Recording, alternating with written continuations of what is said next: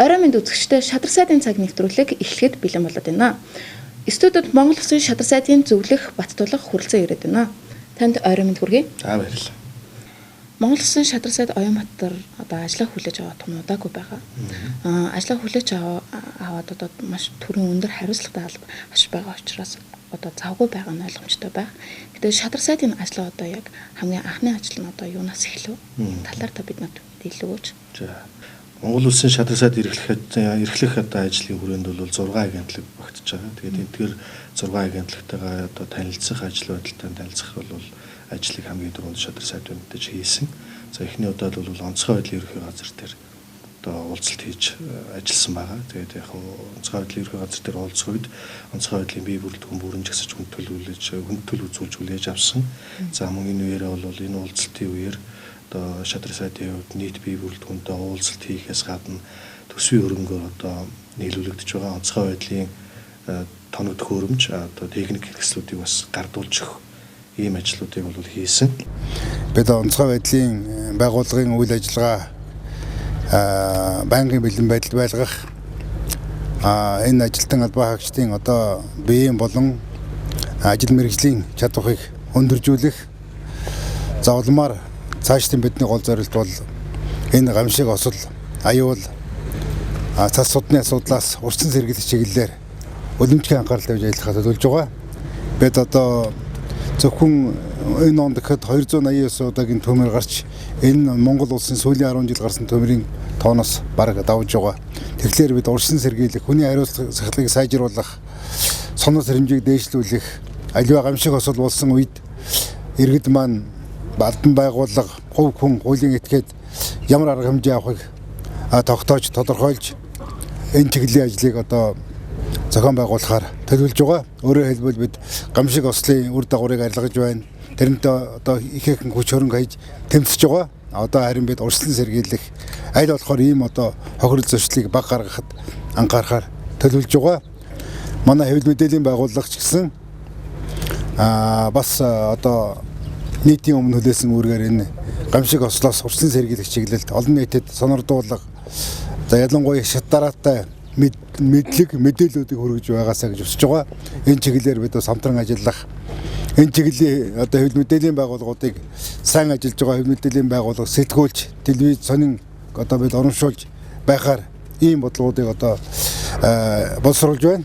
Ер нь Монгол төрийн албан хаагчид бол өндөр ёс зүйтэй, өндөр цахилгаан хариуцлагатай ам ажлын нэгдийг хангасан зэрэгжилтийн өндөр түвшинд байх ёстой гэдэг зарчмыг барьж байгаа. Тэгээд ерөнхийдөө бол хөрөнгө мөнгө зарахгүйгээр хийж болох одоо хамгийн том ажил бол хаанаас сахилга хариуцлагыг нэмэгдүүлэх юм байгаамаа гэдгийг бол нэлээд тодорхой хэлж өгсөн байна. Тэгэхээр одоо манайхан ярьдаг ер нь аливаа асуудал шийдвэрлэх боллоо гэхэд хамгийн түрүүнд хөрөнгө мөнгө ярьдаг. Тэгээд одоо хөрөнгөн дээр гацчлаа хөрөнгөгүй болохоор одоо хөдөлж болохгүй байна ч гэдэг юм уу. Тэгэхээр ердөөсөө зөвхөн хөрөнгө ярилгүйгээр одоо хамгийн түрүүнд өнөө маргааштай хийж боломжтой хамгийн том ажил бол хаана сахилга хариуцлагыг нэмэгдүүлэх нь бол маш чухал юм аа гэдгийг бол маш одоо онцгойлон одоо хэлж загсан байна. За тэгээд дараагийн ээлжинд бол мэргэжлийн хэлт ерхий газартай бас очиж танилцсан. За мэргэжлийн хэлт ерхий газрын үйл ажиллагаатай танилцаад ажиллаж байгаа албан хаагчтай бас уулзалт хийсэн. За энэ үеэр бол мэдээж бас онцгойлж хэлжсэн үгнүүд нь гэвэл одоо мэргэжлийн хэлтийн улсын байцаагч гэдэг хүн бол одоо маш их өндөр боловсролтой, мэдлэгтэй. За тэгээд ёс суртахуунтай байхаас гадна өөрийн тэр мэдлэг боловсрлоороо өөрийн үйлчлүүлж байгаа хүн одоо шалгаж байгаа байгууллага гэдэг юм уу тэр улсуудтай бол маш их одоо зөв мэдээлэл өгдөг, бас мэдээллээр хангаж байдаг, тэдгээр хүмүүстэй тусалж байдаг одоо үндсэндээ тийм зөв туслагч нь байх нь илүү зөв юм аа гэдэг тийм одоо санааг нэлээд тодорхой хэлж өгсөн л дөө. Юу гэхээр одоо мэргэжлийн хэлтийн байгууллага шалгалт гэдэг бол ямар нэгэн одоо юм хүний мууг үзэх гэсэн эсвэл одоо улыг шахах гэсэн ажиллагаа биш. Тухайн хүнийг цаашдаа дахиж тэр алдаагаа одоо гаргахгүй байхад үндэс суурийг нь тавьж өгөх тэр одоо алдсан алдаа байдаг юм уу тэр одоо хуулийн мэдлэг тал дээр нь байнгын тусалцаа дэмжлэг үзүүлж байдаг. Ийм байгууллага одоо илүү байгаасаа гэдэг ийм бодлогоор одоо цаашдаа ажиллах юм шүү гэдгийг бол одоо мэргэжлийн хэлт ерхий газрын нийт одоо ажилтан албан хаагчид нэлээд сайн захиж хэлсэн байгаа. Монгол Улсын шадар сайд Оюнбаатар маань бол өөрөө бас оюуны бүтээл одоо хийдэг хүн байгаа. Тэгээд тэр үүднээсээ бол оюуны өмчийн газар дээр хэлсэн энэхүү онцгойлж хэлсэн үгэндээ бол юуг дүрцсэн бэ гэхээр энэ зохиогч эрхийн бүртгэлийн хураамж гэж байгаа. Энэ бүртгэлийн хураамжинд одоо ердөө 10,000 төгрөг байт юм байна л да. Түүний оюуны бүтээлийг бол үнгүүдүүлж байгаа хэргийн одоо үнгүүдүүлж байгаа нэг жишээ юм аа гэж бас нэлээд дүрдчихсэн л да. Тэгэхээр ер нь цаашдаа бол яг оюуны өмчийг илүү одоо ойлгомжтой болгох, оюуны өмчийн талаар ард иргэдийг бас тодорхой мэдлэг мэдээлэлтэй болгох тийм мөн оюуны өмч үйлдвэрлэгч нарыг одоо бас бүтээгч нарыг одоо бас хамгаалах, тэдний эрх ашигыг одоо хамгаалах тал дээр бол сайдын хувьд бол нэлээд төвөгтэй тийм одоо үйл ажиллагаануудыг одоо хийхээр шийдвэрлээд байж байна л да. За тэгээд мөн худалдаа авах ажиллагааны газар дээр очсон. Сайдын хувьд худалдаа авах үйл ажиллагааны газар дээр ажиллаж байна. За худалдан авах үйл ажиллагааг бид нэг цагт төвлөрүүлж нээлттэй олон нийтэд үйлчилдэг төрийн үйлчлэгээний агентлаг болгон зохион байгуулсаар одоо 3 жил болж байна. За энэ хугацаанд үнэхээр олон яам агентлагууд дээр тархаа байсан, олон нийтийн шүүмжлэлийн нэлээд байгуулж байсан энэ тендер худалдаа авах үйл ажиллагааг бид бас нэгтгэж орчин үеийн хэлбэрт нь шилжүүлж цахим тендер нээлттэй үйл ажиллагаа явуулах энэ нөхцөлийг бүрдүүлснээр томоохон дэвшилхийсэн. За энэ хүрээнд одоо бид үйл ажиллагаагаа цаашд олон боловсронгуй болгох, нээлттэй болгох, үйлчлүүлэгчтэй, хэрэглэгчтэй хандсан ийм одоо соёлтой үйлчлэгээтэй байгууллага болох энэ одоо зорилтоо тодорхойлж цаашдынхаа одоо бодлого үйл ажиллагааг төлөвлөж байна. Энэ агентлагийн ус үйл ажиллагаа бол мэдээж тендер гэдэг утгаараа дандаа нөгөө хил амтай байж байгаа асуудалтай байж байгаа. Тэр хэдий тийм боловч одоо бас улсын одоо төсөвт бас тодорхой хэмжээний одоо хэмнэлтийг одоо байнга хийж авдаг. Ийм одоо хамт олон байгаа. Тэгээд эдний бас үйл ажиллагаатай танилцсан. За мөн тэгээ шудраг өсөлтөд хэрэглэгчний төлөө газрыг одоо манай иргэдийн бол маш сайн мэдих газар бол мөн одоо шадар сайдын хамаарх ажлын төврөнд байгаа. За стандартчлал хэмжилсэн газар. Тэгэхээр бүх агентлагуудтай ердөөсөө уулзч танилцах, за мөн цаашдын ажиллах чиг үүргийг өгөх дээр бол өгөхөөс одоо шадар сайдынхаа үндэс ажлыг хийж эхэлсэн дээ. Ялангуяа Европын холбоотой хамтын ажиллагаа бол Монгол улсын стандарт хэмжээний байгууллагыг бол шинэ шилдэнд гаргах ийм одоо бодит бололцоог бүрдүүлж байна гэж үзэж байгаа. Стандарт хэмжээний хууль тогтоомжийг боловсруулад засгийн газарт өргөн барьсан. Одоо яамдаа санал авах асуудлууд явж байгаа. Тэгээд намрын журганд өргөн баригдаж бид стандарт хэмжээний орчин үеийн шаардлаганд хангасан ийм хууль эрхлэлтэй болох юм байна гэсэн ийм төсөөлөлтэй байгаа. Энэ бүхэн бол та бүхний бас ажил үйл ажиллагааны бодит үр дүн.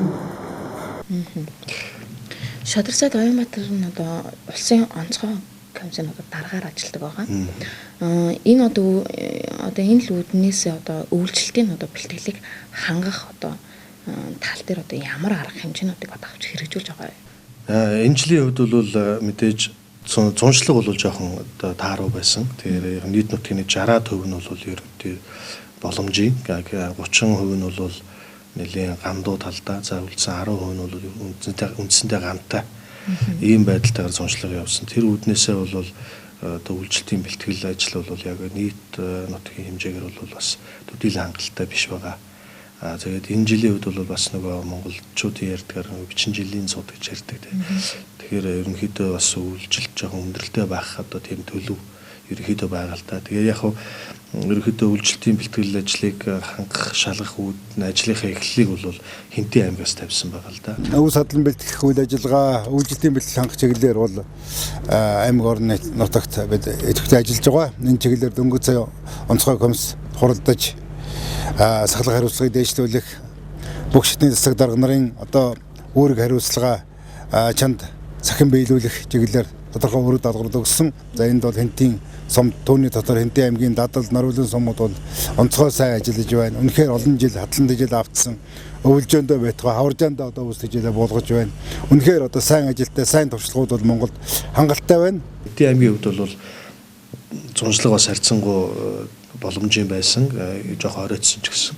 Гэхдээ одоо орон нутгийнхаа хөрөнгөөр засаг захиргааныхын удирдлагын одоо хамтын ажиллагаагаар бид нэр өөрсдөө юм өвсний нөөцийг агуулах барьж одоо тэр нөөцтэй бас тодорхой хэмжээний хадлан бэлтгэлийг нэлээд хангалттай хэмжээнд одоо базаасан байгаа. Ер нь төлөвлөсөн үнөөсөө бол 150%-аар одоо төлөвлөгөөгөө дагуулж одоо хадлангийн бэлтгэлийг бол хангасан байгаа. Тэгэхээр бол Хэнтээ аймгийн тухайд бол яг үйлчлэлтийн бэлтгэлийг бас нэлээд сайн хангасан аймагуудын тоонд орсон л доо. Тэгэхээр тэр үеэр бол бас сайд хэлэхдээ бусад аймагуудад бас үлгэр жишээ болох үсийг санаачлагыг гаргаж ажилласанд нь бас нэлээд талархаж баяр хүргэжсэн.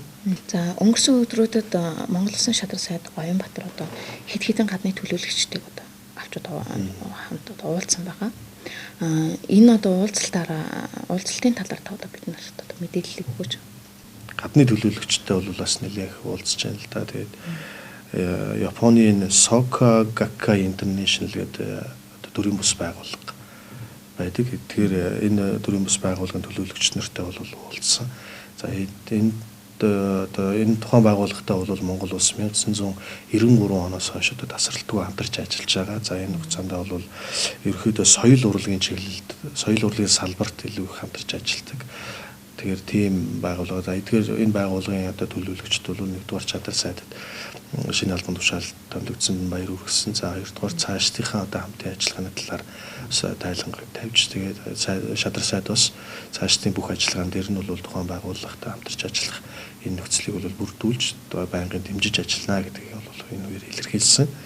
За мөн Дэлхийн банкны төлөөлөгчд бас ирсэн байгаа, хуулийн зөвлөгөөд ирсэн. За эдгээр улсууд ямар уулзалттай байсан бэ гэхээр ерөнхийдөө Монгол улсын төлбөрийн системийг сайжруулах 25 жилийн одоо төлөвлөгөөг одоо батлах. За энэ чиглэл дээр магадгүй шинэ хууль санаачлах, эсвэл байгаа хууль дээр өөрчлөлт оруулах гэдэг энэ ажлын хэсэг одоо Монгол банктай хамтарсан Дэлхийн банкны юм ажлын хэсэг байгаа. Энэ ажлын хэсэгт багтсан хуулийн зөвлөгөөд хоёр хүн ирсэн байгаа л да. За ерөнхийдөө энэ хуулийн шинжилт нь одоо юунд хэрэгтэй байгаа вэ гэхээр сүүлийн үед Монгол улсад нөгөө төлбөрийн олон системүүд нэвтрээд байна л да. Тэгээд одоо бэлэн бус төлбөрийн системүүд байна. За одоо карт, одоо автобусны төлбөрийн картнаас гуулаад тэгэхээр эдгээр ингээд шинэ технологиуд амьдралд нэвтэрч байгааг дагаад одоо хууль маань бас тухайн одоо юунд амьдрал дээрээ зохицож тухайн тэр шинэ технологиудыг дагаж одоо өөрчлөгдөж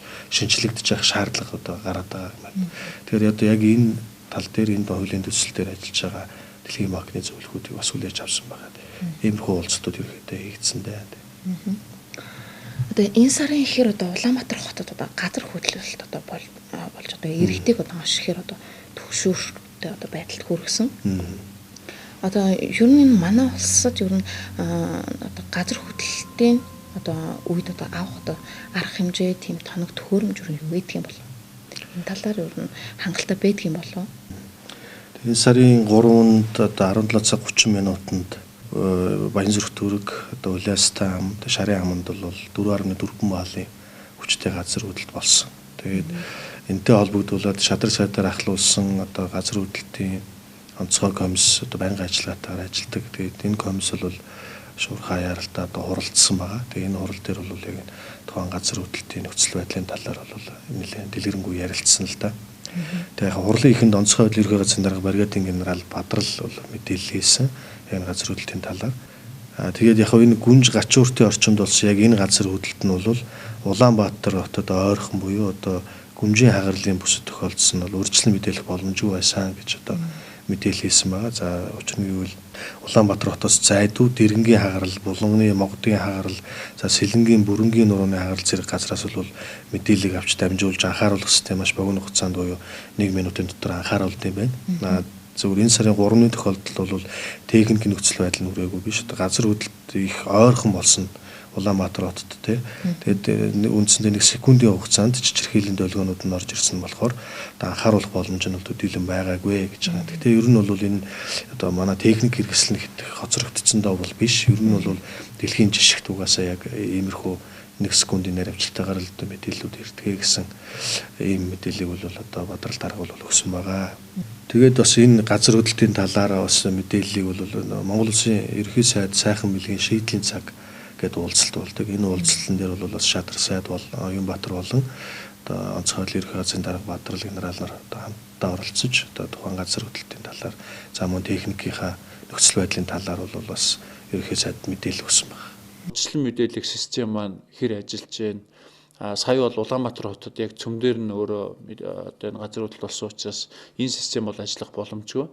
Хэрвээ одоо өөр газар гарсан бол энэ систем ямар шихэн өнөөдөр функцтэй байна, ажиллах болцоо хэрвээ энэ талаар бас Бадрал генералыг ерөнхийдөө таны асуусан асуултын хувьд бол энэ манай өндөр газар хөдлөлтөөс урьдчилан анхаарал систем бол энэ хамгийн сүүлийн тохиолдолд бол томоологдсон. Гэхдээ саяны шиг гүнжийн хагалт буюу одоо Улаанбаатар хотод хамгийн ойрхон гүнжийн хагалт байж байна. Энэ дараагийн баруун талд болохоор эмэлтийн хагалт гэж байгаа. Эдгээр хагаллуудад хэрэг газар хөдлөсөн тохиолдолд техник нөхцөл боломжгүй дэлхийн нийтийн техник нөхцөл өгч байгаа.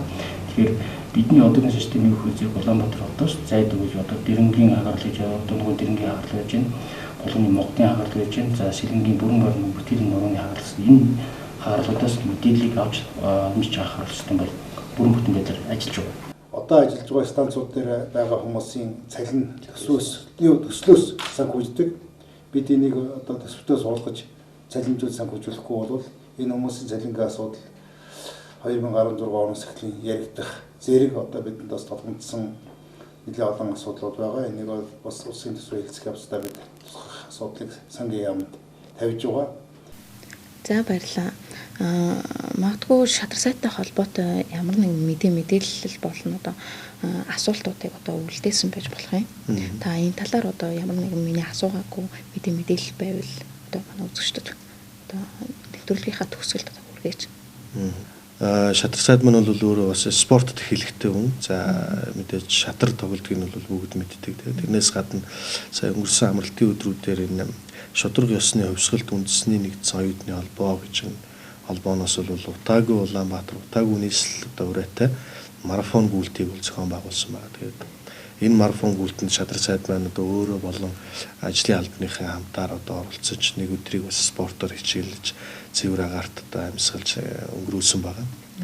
За мөн одоо Монгол Улсын засгийн газраас ирэх одоо 2016 оныг бол хэрэглэгчийн жил болохоор одоо болгож зарлахаар одоо ингэж ажиллаж байгаа л да. Тэгээд энэ үүднээс одоо хэрэглэгчдэд зориулсан одоо тийм мэдээллийн вебсайтыг бас одоо ажилд оруулах талаар одоо нэлээд ажил нь бас эхнээсээ эхэлчихсэн явж байгаа. За энэ сайт нь бол ямар өгөхтэй байхаа вэхээр нэг талаасаа үндэсний үйлдвэрлэгчид, импортлогчид, нөгөө талаасаа иргэд, за мэдээж төрийн одоо хяналтын байгууллагууд одоо шудраг өсөлтөд хэрэгжин чиглэл газар байж болно тийм.